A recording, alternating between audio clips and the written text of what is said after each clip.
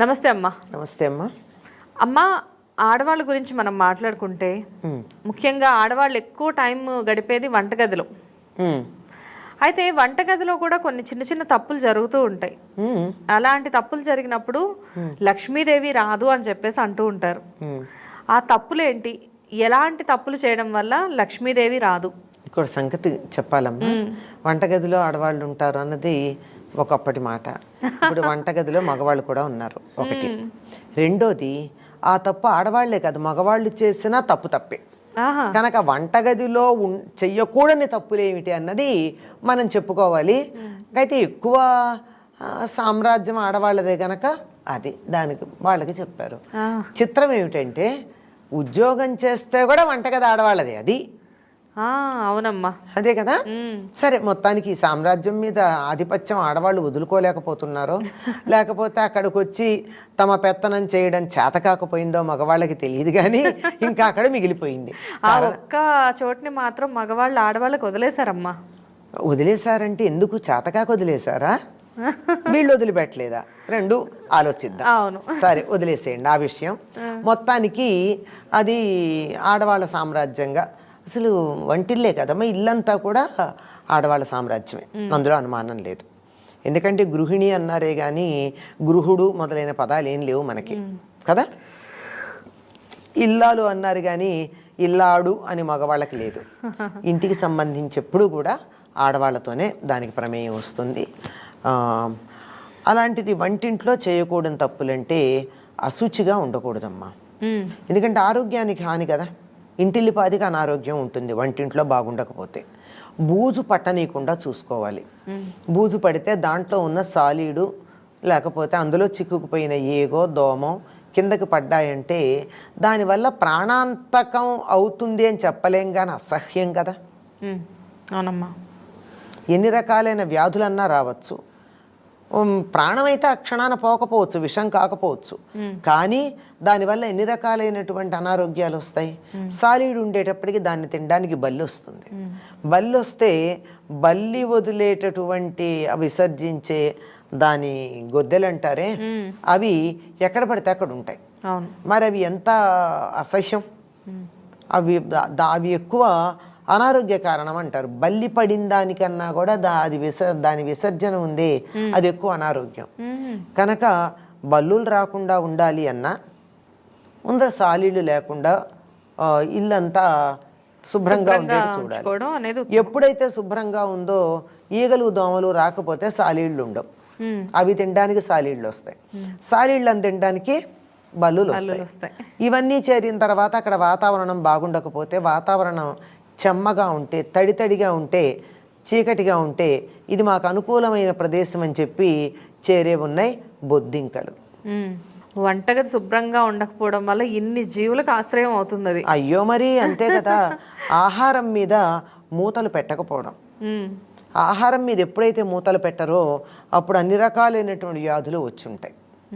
తప్పనిసరిగా ప్రతి దాని మీద మూత ఉంచాలి.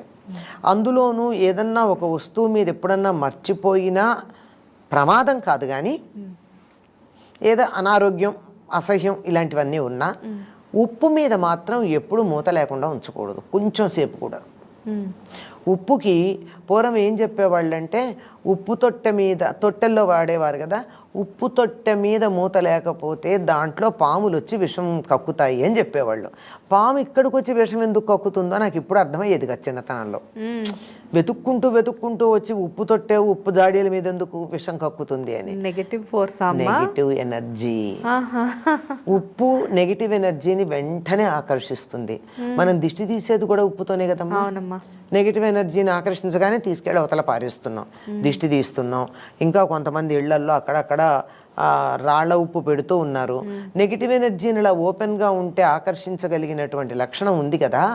అట్లాంటప్పుడు ఉప్పు మీద మూత లేకుండా ఉంటే మన ఇంటికి ఎవరైనా వచ్చినా, పరిసరాల్లో ఉన్న వాతావరణంలో ఉన్న ఎక్కడ ఏ నెగిటివ్ ఎనర్జీ ఉన్నా అది గ్యాదర్ చేస్తుంది. అది మనం ఆహారంలో వేసుకుంటే ఏమవుతుంది, మనలోకి వెళ్ళిపోతుంది కదా.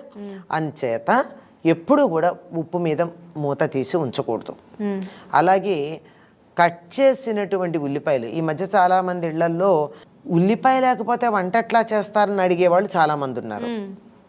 చాలా ఆశ్చర్యం. మా ఇంట్లో ఉల్లి వాడమని ఎవరైనా అన్నట్టయితే మీ ఇంట్లో వంటలు ఎట్లా ఉంటాయండి అని అడుగుతారు. అంత ఆశ్చర్యంగా ఉండి ఉల్లిపాయ తరుక్కోవడం అనేది తప్పనిసరిగా వాడుతున్నారు. అటువంటి వాడకంలో ఉల్లి వాడేటప్పుడు ఎప్పుడెప్పుడు చేస్తానులే అన్నిట్లో కావాలి కదా అని చెప్పి ముందరే తరిగేసి అక్కడ సిద్ధంగా పెట్టుకుంటారు. ఎట్టి పరిస్థితుల్లో ఉల్లిపాయ తరిగి ఓపెన్గా పెట్టకూడదు. ఓపెన్గా పెట్టినటువంటి పచ్చి ఉల్లిపాయ గనక మనం వాడినట్టయితే 100 రోగాలు వస్తాయి. అన్ని రకాలైనటువంటి వ్యాధులు, బ్యాక్టీరియాని ఉల్లి ఆకర్షిస్తుంది. జనరల్గా చిన్నప్పటి నుంచి ఉల్లి గురించి విన్న మాట, ఉల్లి చేసిన మేలు తల్లి కూడా చెయ్యదు అని చెప్పేసి అంటారు. ఆ మాట చెప్పింది వెల్లుల్లి గురించి అమ్మా, నీరుల్లి గురించి కాదు. వెల్లుల్లి ఆరోగ్యానికి చాలా మంచిది. ఔషధంగా వాడితే, రోజు ఆహారంలో తీసుకుంటే ఔషధంగా వాడాల్సిన సందర్భంలో పనిచేయదు, ఆహారం అయిపోయి. అంచేత ఔషధంగా వాడేవారు. అది చెప్పేది వెల్లుల్లి గురించి. ఇన్ని రోజులు అది ఉల్లి గురించి అనుకుంటున్నాను, కాదు వెల్లుల్లి గురించి. అయితే ఉల్లి కూడా చెడుదేం కాదు, కొంచెం తమో గుణ ప్రధానమైన ఆహారం గనక శారీరక శ్రమ చేసేవాళ్ళు, ఎక్కువ అలిసిపోయినటువంటి వాళ్ళు, కండరాలతో శ్రమ చేసేవాళ్ళు, వాళ్ళు తినాల్సిన అవసరం ఉంది. కానీ బుద్ధిజీవులకు అవసరం లేదు అది. మనసుతో పనిచేసేటటువంటి వాళ్ళకి, నాలుకతో పనిచేసేటటువంటి వాళ్ళకి ఉల్లి దూరంగా ఉంచటం మంచిది.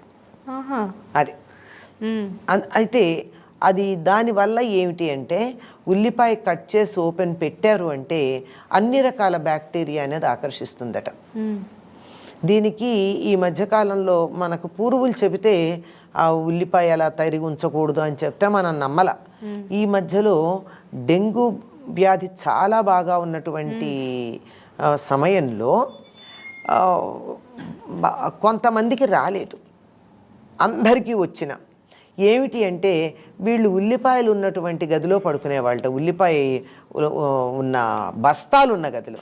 ఎందుకు వీళ్ళకి రాలేదని అప్పుడు పరిశోధన చేస్తే ఆ పరిసరాల్లో ఉన్నటువంటి ఆ బ్యాక్టీరియా అంతా కూడా ఉల్లిగడ్డల్లోకి వెళ్ళిపోయింది, ఆ ప్రాంతంలో లేదు.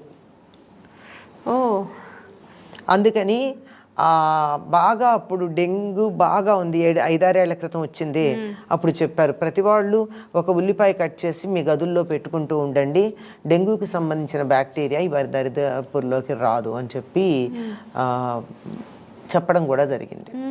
అంచేత ఎప్పుడు కూడా కట్ చేసి ఒక 5 నిమిషాలకు కూడా, వీలైతే 5 నిమిషాలకు మించి ఉల్లిపాయలను ఓపెన్గా పెట్టద్దు.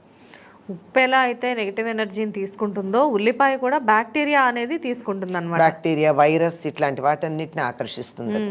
అంచేత ఇవి ఎప్పుడూ కూడా బయట ఉంచడానికి వీల్లేదు. అంచేత ఈ దరిద్రం, ఉప్పు మీద మూతలే దరిద్రం అంటారు. ఉప్పు మీద మూతలే దరిద్రం ఏమిటి? అనారోగ్యం వస్తుందనే ఉద్దేశం.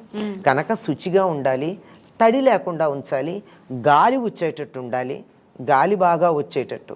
ఇప్పుడు అందరూ బాగా నీట్గా ఉండాలని చెప్పి తలుపులు గట్టిగా వేసేసేటటువంటి వాటిల్లో పెట్టేస్తూ ఉంటారు. గాలి సోకక లోపల ఉన్న పదార్థాలన్నీ ఉక్కినట్టు అయిపోవా? అందులో అనేక రకాలైనటువంటి జీవులు బతుకుతూ ఉండవా? చీమలు, దోమలు, ఇలాంటి రకరకాల చిన్న చిన్న పురుగులు, సిల్వర్ ఫిష్ లాంటివి, ఇవన్నీ అక్కడ లోపల వస్తాయి. కనుక గాలి వెలుగు బాగా పారేట్టు ఉండాలి.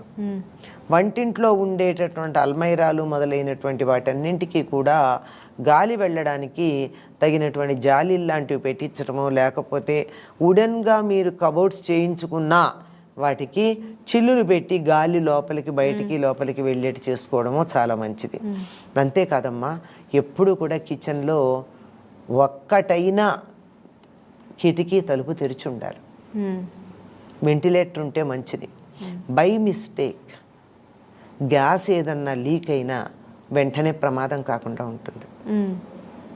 పొరపాటున గ్యాస్ లీక్ అయింది, తలుపులన్నీ వేసున్నాయి, స్విచ్ వేసాం మనం, చాలు కదా భగ్గుమండానికి. అవునమ్మా, ఆ కిటికీ ఉన్నట్లయితే ఆ గ్యాస్ అనేది బయటికి పోవడం వల్ల చాలా వరకు సేవ్ అవుతాం, చాలా వరకు అవుతుంది. అందువల్ల కిటికీ తలుపులు ఒక్క కిటికీ తలుపన్నా, అసలు వెంటిలేటర్ ఫుల్ ఉంటే మరీ మంచిది, ఒక్క కిటికీ తలుపన్నా కిచెన్లో తెరిచి ఉండడం అన్నది ప్రధానంగా అందరూ గుర్తుంచుకోవాల్సినటువంటి విషయం. చాలా బాగుంది. నమస్తే అమ్మా. నమస్తే.